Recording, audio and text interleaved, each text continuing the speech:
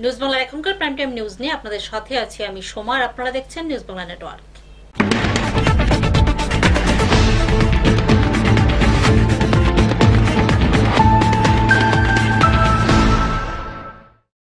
খবর এখন বিস্তারিত। পরিত্যক্ত ঘর থেকে ঝুলন্ত মৃতদেহ উদ্ধার, তবে একটি পরিকল্পিত খুন দাবি মৃতের পরিবারের। এই ঘটনা কমলাসাগর বিধানসভার গাবতলী এলাকায়। মৃতের নাম মানিক সরকার। এই ঘটনার পরিপ্রেক্ষিতে আমতলী থানায় মামলা দায়ের করে মৃতের পরিবার। এক যুবককে খুন করে পরিত্যক্ত ঘরে ফাঁসিতে ঝুলিয়ে দেয় অভিযোগ পরিবারের। ঘটনা রাজ্যের কমলাসাগর বিধানসভার গাবতলী এলাকায়। ঘটনার বিবরণে জানা যায়, বুধবার রাত 9:30 নাগাদ গাবতলী এলাকার মানিক সরকার বয়স 30 বাড়ি থেকে বের হন, কিন্তু সারা রাত আর বাড়িতে ফিরে যাননি। পরবর্তী সময়ে সকালবেলা খোঁজাখুঁজির পর কোনো জায়গায় আর তাকে পাওয়া যায়নি। শেষ পর্যন্ত খবর আসে বাড়ি থেকে কয়েকশো মিটার দূরে এক পরিত্যক্ত পাকা বাড়ির মধ্যে তার ঝুলন্ত অবস্থায় মৃতদেহ দেখতে পায়। পরে খবর নিয়ে দেখা যায় মানিক সরকার সেখানে ঝুলন্ত অবস্থায় রয়েছে, কিন্তু পরিবারের অভিযোগ তাকে খুন করে সেখানে ঝুলিয়ে রাখা হয়েছে। কারণ তার দুটি পা পুরোপুরি মাটিতে লাগানো অবস্থায়, তাছাড়া সামান্য একটি লোহার মধ্যে তার গলায় দড়ি লাগানো রয়েছে। পরবর্তী সময়ে আমতলী থানায় খবর দিলে পুলিশ ছুটে আসে।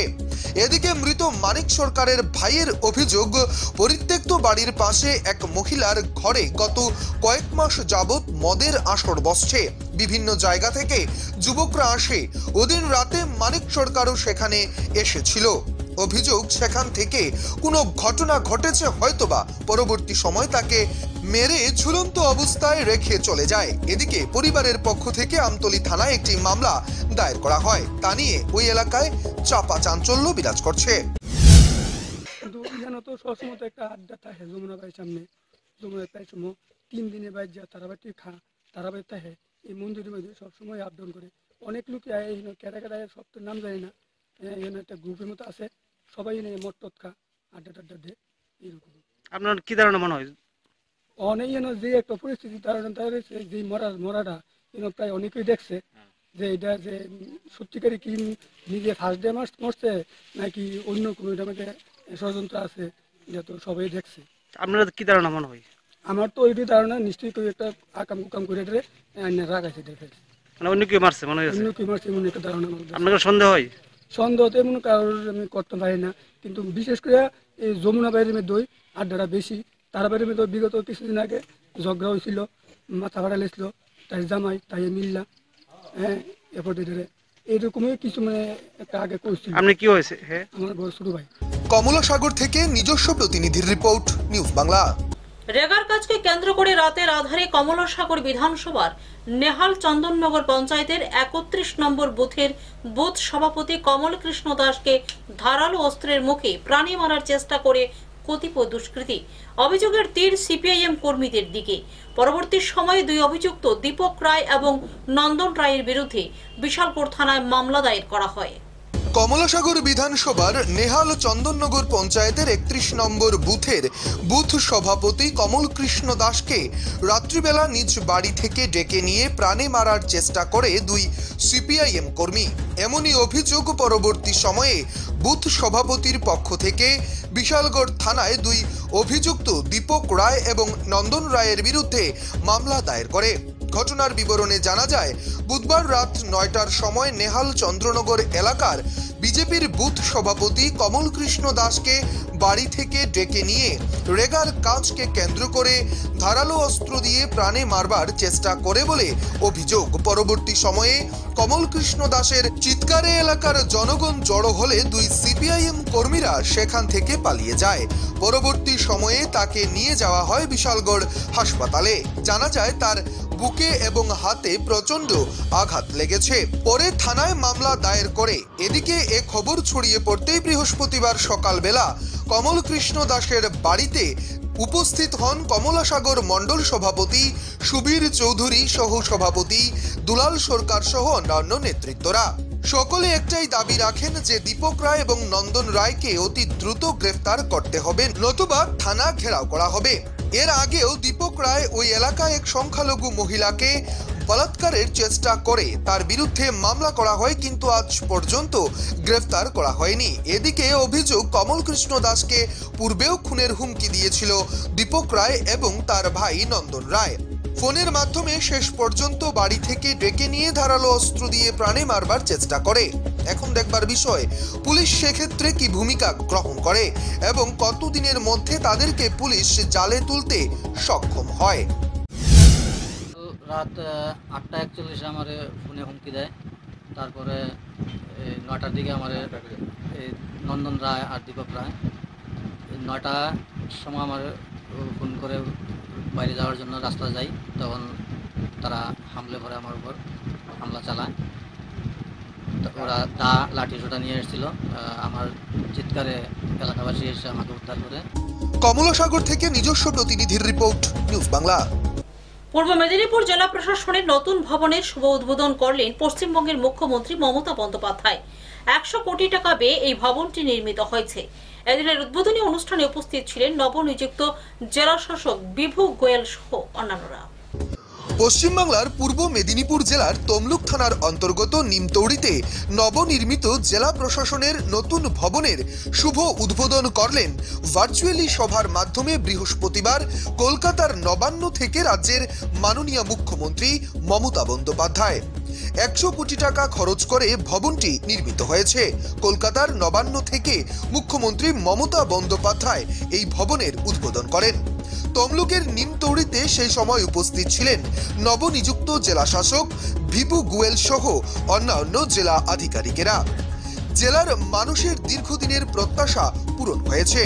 এক ছাতার তলায় জেলা প্রশাসনের সমস্ত দপ্তর চলে আসায় জেলাবাসী উপকৃত হবেন। পূর্ব মেদিনীপুর থেকে প্রসেনজিৎ রায়ের report, news Bangla. Local train চালু সহ একাধিক দাবি নিয়ে স্টেশন চত্বরে বিক্ষোভ দেখালো ডিওয়াইএফআই। এই চিত্র দেখা গেল পূর্ব মেদিনীপুরের মাতঙ্গিনী ব্লকের মেচেদা স্টেশনে। পশ্চিমবাংলার পূর্ব মেদিনীপুর জেলার কুলাঘাট থানার অন্তর্গত মেচদা লোকাল ট্রেন চালানো সহ একাধিক দাবিতে বৃহস্পতিবার পূর্ব মেদিনীপুর শহীদ মাতঙ্গিনী ব্লকের মেচদা স্টেশনের সামনে বিক্ষোভ দেখালো ভারতের গণতান্ত্রিক যুব ফেডারেশনের কর্মী সমর্থকেরা। তাদের দাবি, লকডাউনের ফলে দীর্ঘ প্রায় 7 মাস বন্ধ হয়ে আছে লোকাল ট্রেন, ফলে অসংখ্য মানুষ বেকার হয়ে পড়েছেন। তাই খুব শীঘ্রই লোকাল ট্রেন চালানোর দাবিতে মেচদা স্টেশনের সামনে বিক্ষোভ দেখায় ডিওয়াইএফআই এর কর্মী সমর্থকেরা। পূর্ব মেদিনীপুর থেকে প্রসেনজিৎ রায়ের রিপোর্ট, নিউজ বাংলা। 2021 বিধানসভা নির্বাচন পশ্চিমবাংলায়, তাই নির্বাচনকে সামনে রেখে দলকে আরো পাকাপোক্ত করতে নানা কর্মসূচি হাতে নিচ্ছে তৃণমূল কংগ্রেস। মালদা জেলার প্রতিটি ব্লকে গঠিত হলো টিএমসির পূর্ণাঙ্গ কমিটি। পশ্চিমবাংলার বিধানসভা নির্বাচনের আগে তৃণমূল দলকে আরও শক্তিশালী করতে মালদা জেলার প্রতিটি ব্লকে গঠিত হয়েছে তৃণমূল কংগ্রেসের পূর্ণাঙ্গ কমিটি। বৃহস্পতিবার ঘোষণা করেন মালদা জেলার তৃণমূল কংগ্রেসের যুব সভাপতি প্রসেনজিৎ দাস। জানা যায়, বিভিন্ন টানাপোড়েনের পর নতুন এবং পুরাতন সদস্য মিলিয়ে এই পূর্ণাঙ্গ কমিটি গঠন করা হয়। এতে পূর্ণাঙ্গ কমিটিতে নাম ঘোষিত হওয়ায় সদস্যরা আনন্দিত।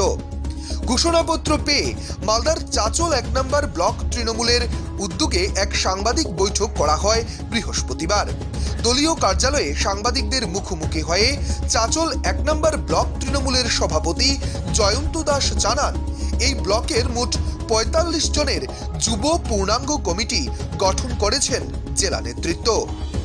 তিনি আরও কি বললেন শোনাবো আপনাদের। মালদা জেলার নয়নমণি, আমাদের সকলের প্রিয় ছাত্র জীবন নয়নমণি, প্রসেনজিৎদার নির্দেশে চাচল 1 নম্বর ব্লকের পূর্ণাঙ্গ কমিটি ঘোষণা করা হলো।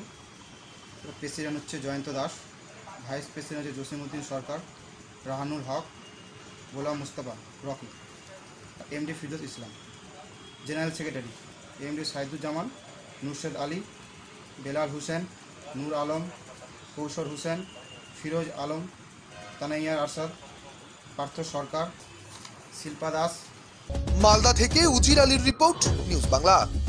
পশ্চিমবাংলা টেট উত্তীর্ণ এবং ডিএলএড প্রার্থীদের অতি সত্বর নিয়োগ করতে হবে, এই স্লোগানের ভিত্তিতে মালদা জেলা শাসকের হাতে দাবি সম্বলিত স্মারকপত্র প্রদান করেন প্রাথমিক টেট উত্তীর্ণ প্রশিক্ষিত ঐক্যমঞ্চ। এদিন মালদা শহরে একটি বিক্ষোভ মিছিলও বের করেন তারা। পশ্চিমবাংলার সমগ্র রাজ্য জুড়ে 1200 প্রাথমিক টেট উত্তীর্ণ এবং ডিএলএড প্রার্থীদের অবিলম্বে নিয়োগ করতে হবে। মাননীয় শিক্ষামন্ত্রী সহ অন্যান্য মন্ত্রীদের প্রতিশ্রুতি অনুযায়ী দ্রুত নিয়োগ করে এই বঞ্চনার অবসান ঘটাতে হবে। এছাড়াও একাধিক দাবি দাওয়া নিয়ে আন্দোলনে নামল প্রাথমিক টেট উত্তীর্ণরা এবং সেই সঙ্গে তাদের সাহায্য করছে প্রশিক্ষিত ঐক্যমঞ্চ। এই মর্মে এদিন হবু শিক্ষকরা মালদা শহরের টাউন হল থেকে একটি মিছিল বের করেন। হাতে প্লেকার্ড এবং স্লোগান দিতে দিতে হবু শিক্ষকরা গিয়ে শেষে জেলা প্রশাসন ভবনের সামনে জড়ো হন।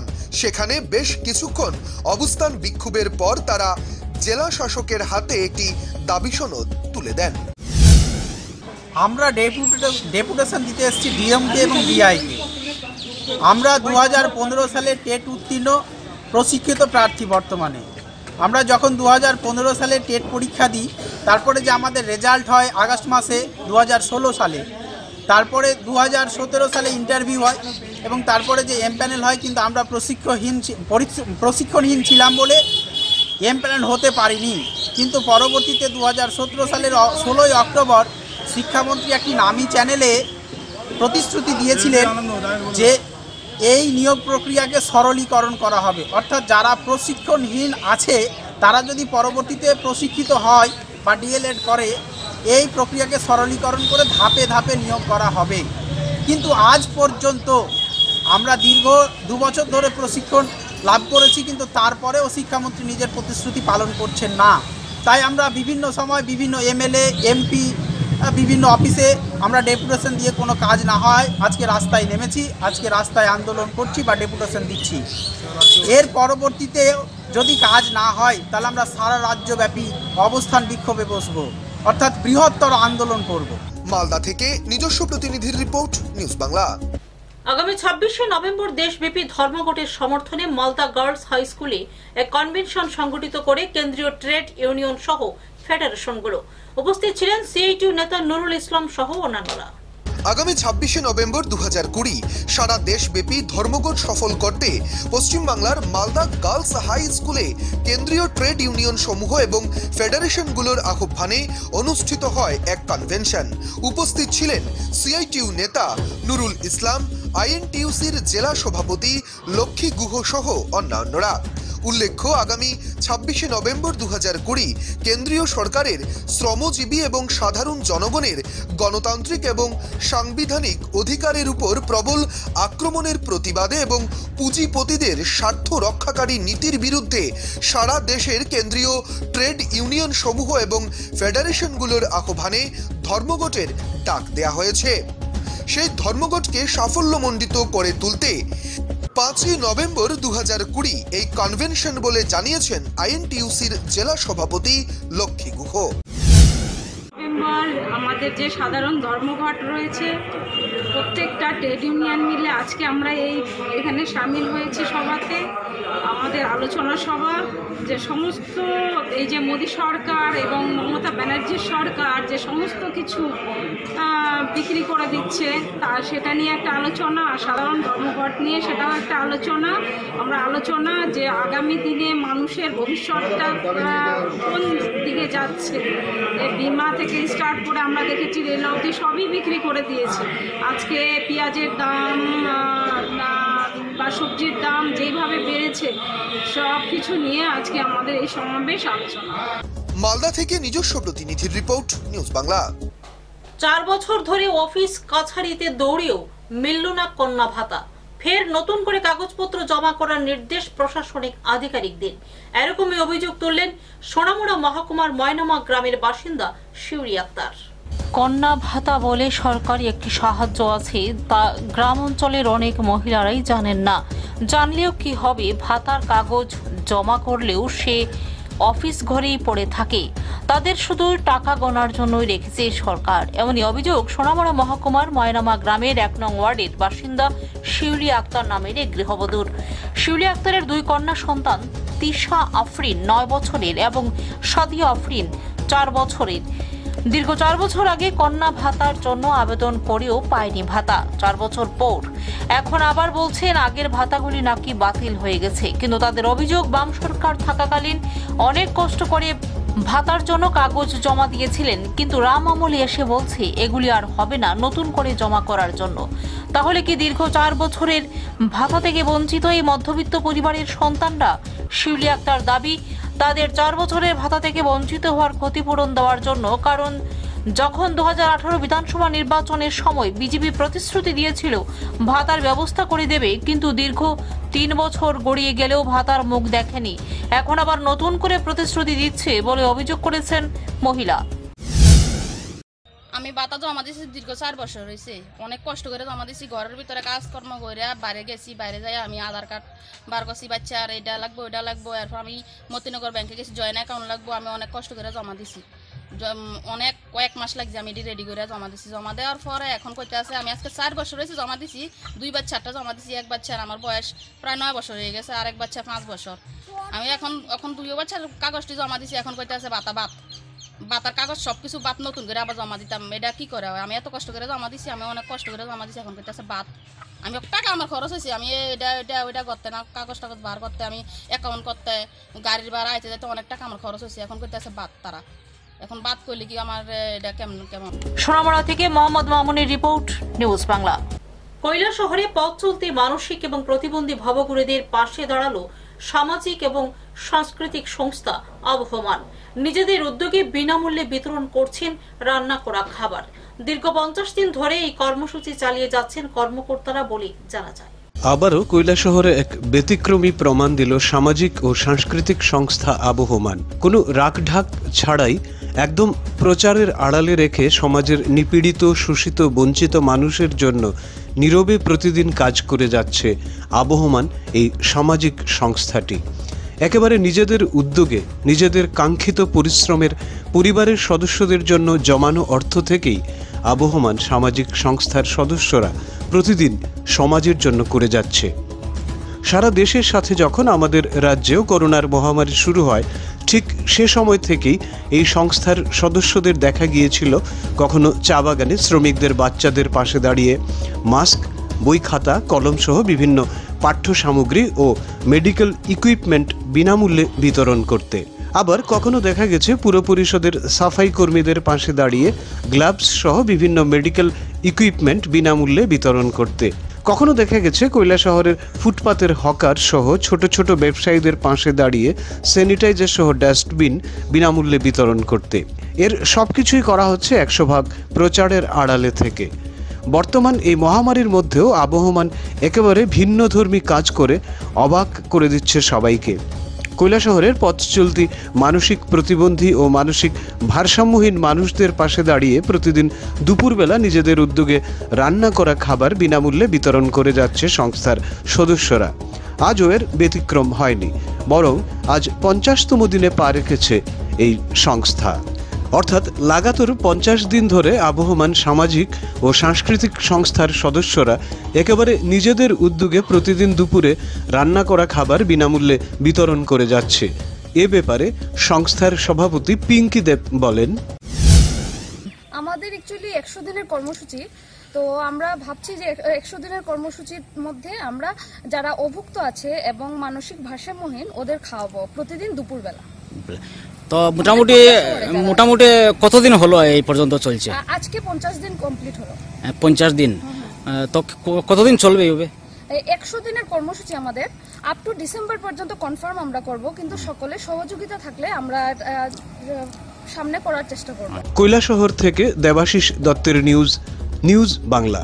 7 দফা দাবি সনদের ভিত্তিতে আগামী 26শে নভেম্বর দেশব্যাপী ধর্মঘটের সমর্থনে সিপিআইএম করবুক মহকুমা কমিটি এবং সিআইটিউর উদ্যোগে এক কনভেনশন অনুষ্ঠিত হল দলের মহকুমা দপ্তরে। উপস্থিত ছিলেন সিআইটিউ রাজ্য সম্পাদক মণ্ডলীর সদস্য অমল চক্রবর্তী সহ অন্যান্য নেতৃত্বরা। সিপিআইএম করবুক মহকুমা কমিটির সিআইটিউর উদ্যোগে 5 নভেম্বর পার্টির করবুক মহকুমা দপ্তরে এক কনভেনশন অনুষ্ঠিত হয়। আগামী 26শে নভেম্বর দেশব্যাপী ধর্মঘটের সমর্থনে 7 দফা দাবি সনদির ভিত্তিতে ছিল এই কনভেনশন। এদিনের এই কনভেনশনে উপস্থিত ছিলেন সিআইটিউ রাজ্য সম্পাদক মণ্ডলীর সদস্য অমল চক্রবর্তী, সিপিআইএম করবুক মহকুমা কমিটির সম্পাদক প্রিয়মণি দেববর্মা, মানিক বণিক সহ অগণিত দলীয় সদস্যরা। কনভেনশনে বক্তব্য রাখতে গিয়ে সিআইটিউ রাজ্য নেতৃত্ব অমল চক্রবর্তী কেন্দ্রীয় সরকারের জনস্বার্থ বিরোধী নীতির তীব্র সমালোচনা করেন। চাকরি করছে, তাদের চাকরি আজকে চলে যাচ্ছে, তাদের পেনশন আজকে বন্ধ করে দেওয়া হচ্ছে। শুনলে অবাক হবেন, বিএসএনএল এর মধ্যে বিএসএনএল যেটা টেলিফোন সংস্থা, সবচেয়ে বড় বিএসএনএল আমাদের দেশের মধ্যে সবচেয়ে বড় টেলিফোনের রাষ্ট্রায়ত্ত সংস্থা ছিল, নাম শুনেছেন এখানে যারা আছেন। এই বিএসএনএল এর মধ্যে 1 লক্ষের উপর শ্রমিককে, 1 লক্ষের উপর কর্মচারীকে রেগুলার ডিএফডব্লিউ না, কন্ট্রাকচুয়াল না, 1 লক্ষের উপর কর্মচারীকে ভলান্টারি রিটায়ারমেন্টে পাঠিয়েছে। Bureau report, news Bangla. এখনকার মতো প্রাইম টাইম নিউজ এ পর্যন্তই। আমাদের পরবর্তী সংবাদ দেখার জন্য চোখ রাখুন নিউজ বাংলার পর্দায়।